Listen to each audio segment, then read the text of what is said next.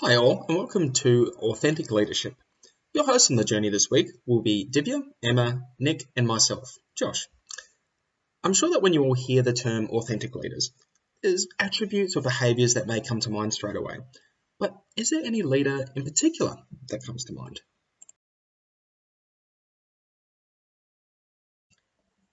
For our team, Nelson Mandela is a leader who stands out to us as someone that truly embodies authenticity.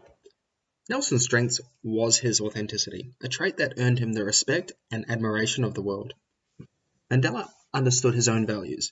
He knew who he was and he did not compromise when faced with hardship. He established strong relationships even with those who hindered him.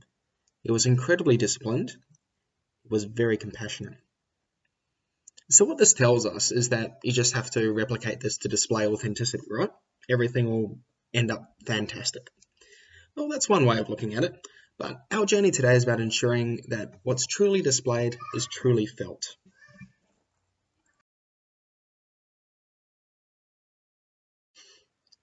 Authenticity in leadership isn't just a singular category. There are several attributes that create this.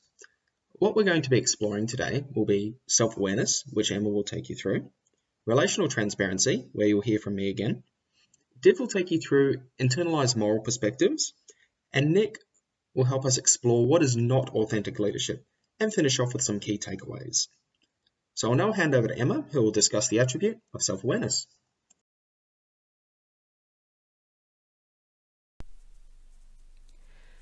Self-awareness is the cornerstone of authentic leadership. It is the conscious knowledge of yourself, your character, your feelings, and your values. It is one of the 5 elements of emotional intelligence, with the other elements being self-regulation, motivation, empathy, and social skills. Some of the traits of self-awareness are to understand your emotions and how they may impact others, to have the confidence to trust in yourself, a willingness to take an honest look at yourself and be open to improvement. It is also about knowing your strengths and weaknesses and how you can capitalize and improve in these areas. Shivers Blackwell suggests that individuals who have a high level of self-awareness are skilled at adapting their behaviors to relate effectively with others. This awareness increases your ability to be authentic, it improves how you relate to others, and your effectiveness as a leader. Through my own self-reflection, I have discovered that at times I may struggle to maintain focus and remain fully present when I am with others. This self-reflection and awareness has helped me to be a more authentic leader. We are all human and we make mistakes. A self-aware leader learns from their mistakes and will aim to do better the next time. I'm now learning to improve my focus and my ability to remain anchored to conversations.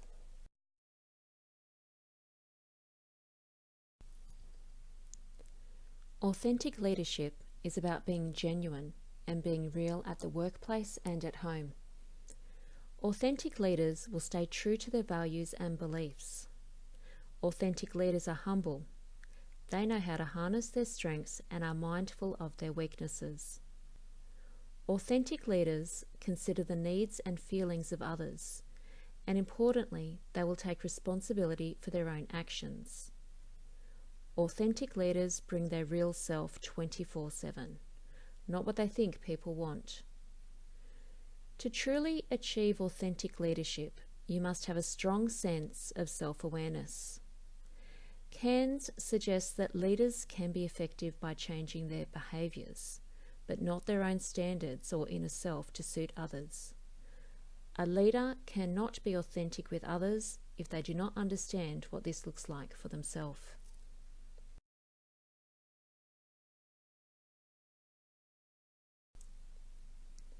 Every authentic leader is different. The key is to be genuine and to bring your real self 24/7. To be genuine, you must understand yourself and how you relate to and influence others.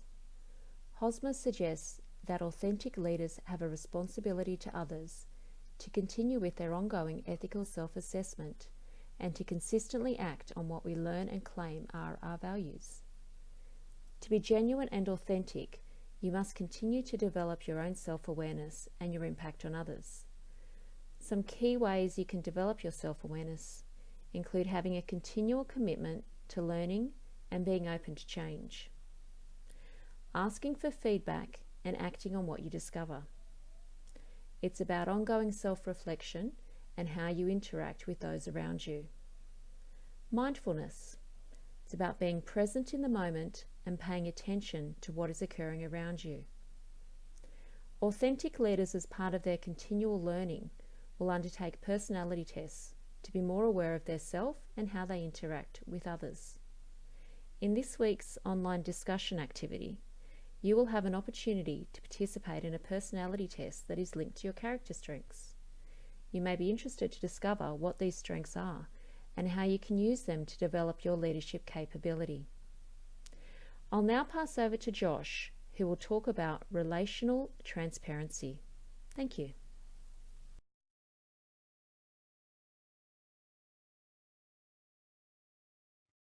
Thanks for that, Emma.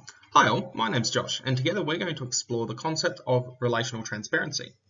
Authentic leadership is built on your character, not your style. Just let those words resonate for a few minutes while we delve into the depths of relational transparency. Transparent leadership is the key to fostering a culture of trust in any level of organization.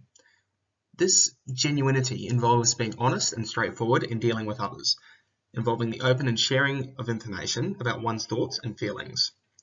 An authentic leader does not play games nor have hidden agendas. You know where you stand with an authentic leader.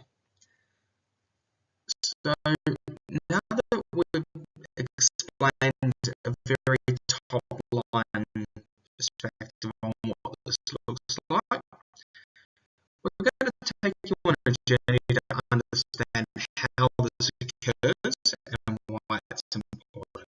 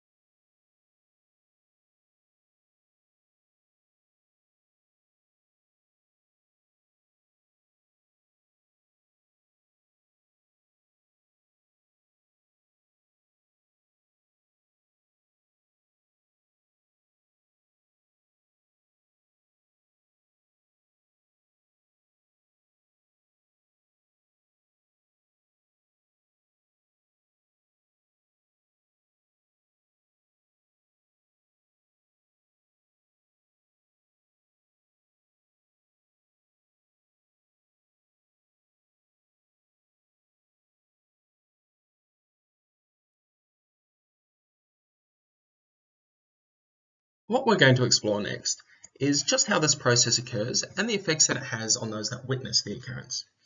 Avoli and Gardner identify and link the leadership processes and behaviours of relational transparency and how it essentially leverages an influential state of the leader-follower relationship. 1. Positive modelling. So there's a few stepping stones to being a transparent leader. Being honest, both the fun stuff and the hard stuff all play their part. Being open and accessible. Ask questions and show interest. Engage with your people. Demonstrate that level of care. Confront difficult situations. Invite disagreement and conflict in a functional way. Provide access to information. Share the resources that you have and involve people in decision making. Engage with the team and encourage ownership of decisions.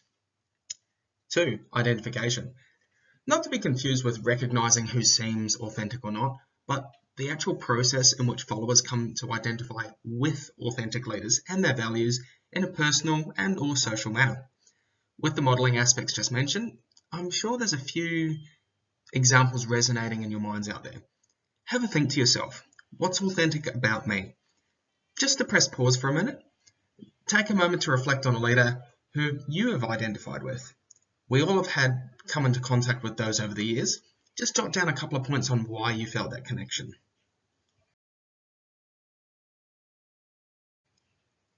If you have written down a few points, the next thing. Emotional contagion. A form of social influence. This is the phenomenon of having one's personal emotions and behaviours directly trigger similar emotions and behaviours in other people. As positive emotions are found to lead to better attitudes, creativity, and performance, leaders can use their knowledge to impact this consciously by managing their own emotions and the emotions that they want to spread throughout their teams, which positively fosters the emotional and cognitive development of other organizational members. Supporting self-determination. Self-determination occurs through levels of self-regulation of both the leader and the follower. What the state of regulating yourself refers to is the capacity or the ability to control our own thoughts, emotions, and actions. How this would be demonstrated is a process where people exert self-control by setting internal standards, which can be existing or newly developed, assessing the discrepancies between these standards and actualized or expected outcomes, and identifying intended actions for reconciling these discrepancies. So what this process leads to is the characterization of high levels of respect, positive effect, positive trust. Leadership is all about harnessing relationships. High quality relationships generate a value congruence and follower reciprocation in the form of behavior that is consistent with the values of the leader. As we have highlighted, the aspect of transparency as a value is about being honest, open, visible, and accessible as a leader. When you have a transparent leader in a team or organization, there is an automatic level of trust.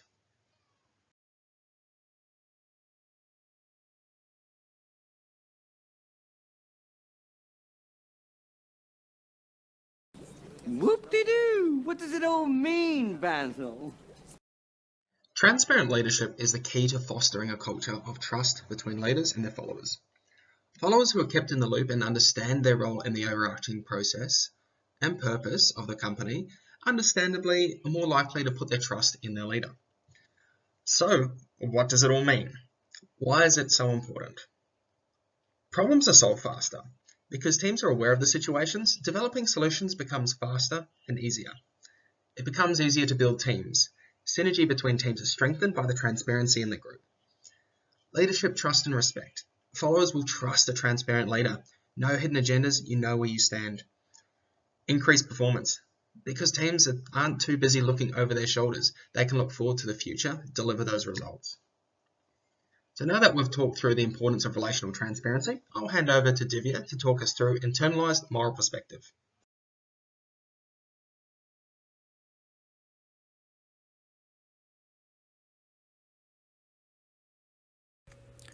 The concept of authentic leadership originates from ancient Greek philosophy that emphasizes on the development of fundamental virtues like being visionary, emotionally balanced, being fair-minded, and most significantly, moral courage to do the right thing. Thanks, Josh. I'm Divya, and I would be talking on internalized moral perspective of the leaders that can lead to authentic leadership. What is internalized moral perspective of a leader? As Peter Northouse states, it's a manner that is self-regulated and allows the leader to use their internal moral standards and values to guide their behavior rather than allow outside pressures to control them. And further explained as a self-regulated process that people have control over the degree to which they permit others to impact them. Why the need for moral leadership? It is not just the need, but people want moral leadership. People want leaders to share the emotions they are feeling and to put a voice to their concerns and dreams. An ethical leader performs as a moral person, upholding fairness and honesty in associations with subordinates and followers.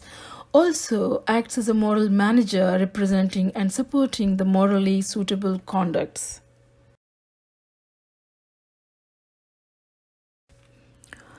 An authentic leader has the ethical fundamentals and is driven by ethics and fairness.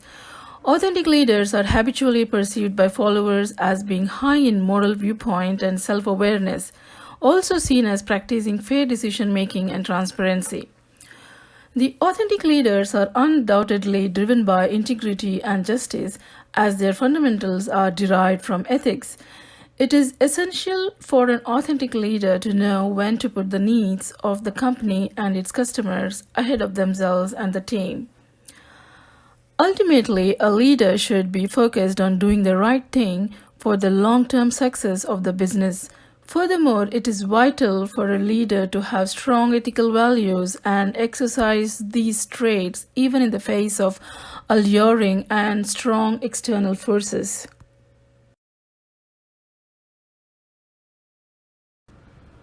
Now let's talk about moral courage.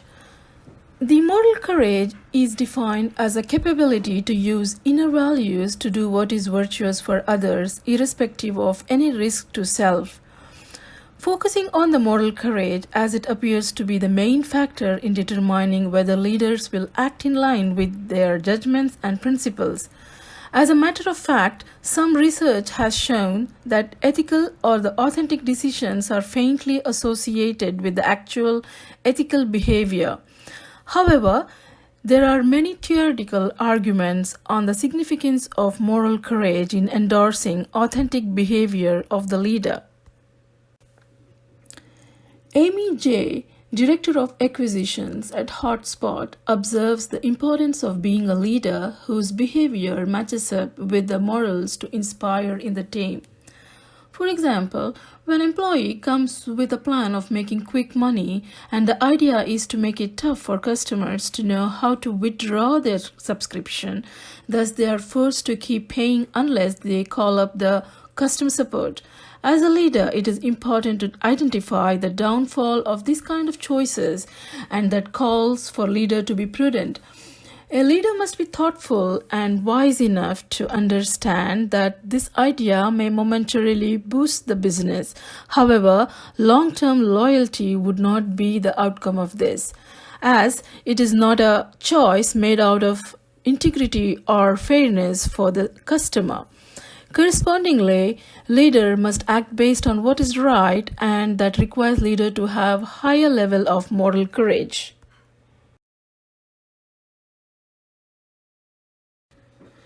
The pro-social behavior is observed as a deliberate behavior that is influenced by a leader's moral courage, as moral courage involves in summoning inner values to do what is upright for others.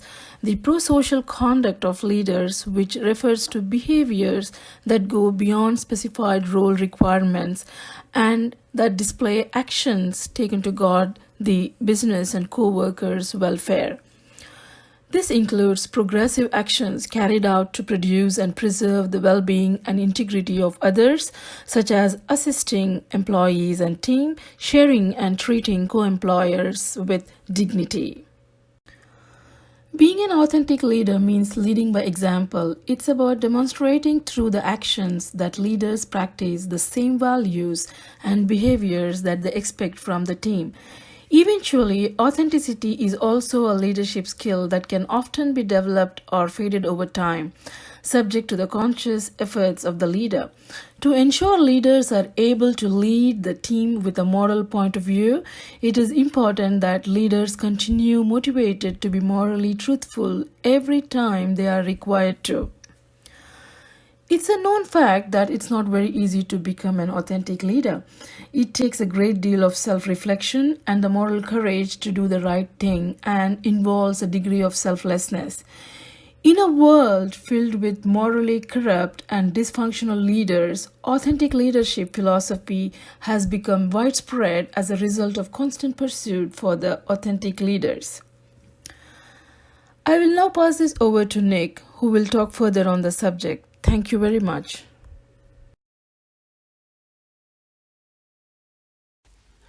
Thanks all for the wonderful insights provided thus far. To provide a well-rounded viewpoint from the wider team, my task is to explore what isn't authentic leadership and to play devil's advocate on the topic. What events or industries can change how people may view operating with authenticity, and how can we truly pinpoint what being authentic is? Is it modelling your values on an organisation like the United Nations? Or is it just simply instilling a culture of not ripping the customer off when they walk into your retail store and ask for the latest and greatest?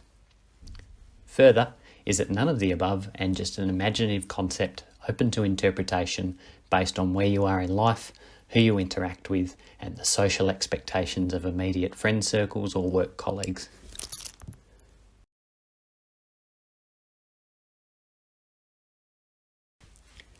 As the Harvard Business Review recognised, ever being truly authentic is more relevant than ever. As sales budgets increase, as a perfect example, the values and belief around operating ethically play a key part in 1, how hard an individual has to work to hit a required number, 2, how much profit is driven out of products and services, and 3, the manner in which you deliver sales pitches, product recommendations and outcomes.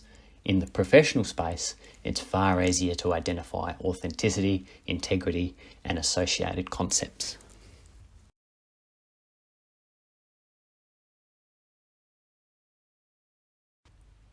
To explore what isn't authentic leadership, exploring the related psychological aspects of morality, emotional intelligence, and the ability to reflect provide an important basis to which we can explore unethical and inauthentic behaviours. Obvious aspects of leading authentically include abiding by the law and treating others with respect, but often there's a far deeper reason intelligent, driven leaders become disengaged or begin operating unethically, as shown here.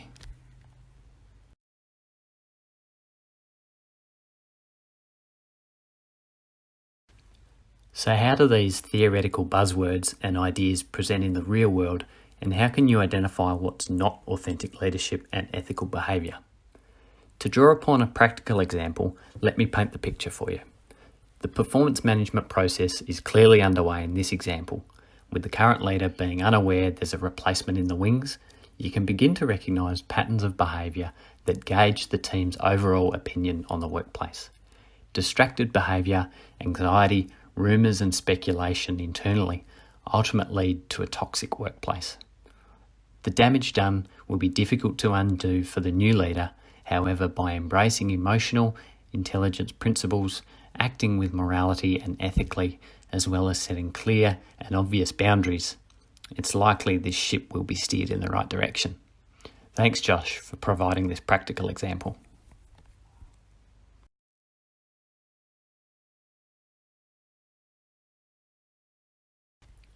Finally, from us, I wanted to provide you with some key actionable items to take both into your working and personal lives. The great thing about authenticity and ethical behaviours is that they're aspects of an individual that aren't necessarily defined wholly and solely to your professional self. They're personal traits, often embedded from a young age, that has a ripple effect from our personal selves to the final iteration of our professional body. Thank you all, and please refer to the Week 9 discussion boards for an associated activity I'm sure you'll all enjoy.